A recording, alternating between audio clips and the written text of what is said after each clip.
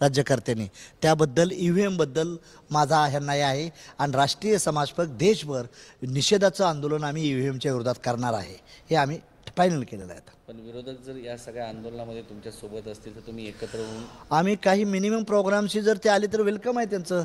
काँग्रेसचं, राष्ट्रवादी ज्यांना शक्य आहे त्यांना आम्ही अखिलेश यादव असतील, लालू प्रसाद असतील, सर्वांना देखील त्यांचं वेलकम करू.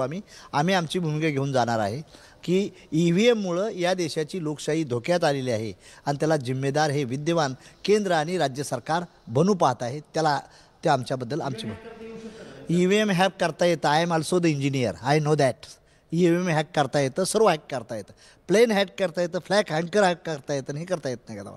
त्यामुळं लोकशाही जर जिवंतच ठेवायची असेल तर त्यांनी काय करावं, बॅलेटच्या माध्यमातून लोकशाही आणावी. आम्ही त्यांचं स्वागत करू, केंद्राचं आणि राज्य सरकारचं. ह्या ज्या मशीन्स आहेत त्या सुरतवरून आल्याचा आरोप केला. हो.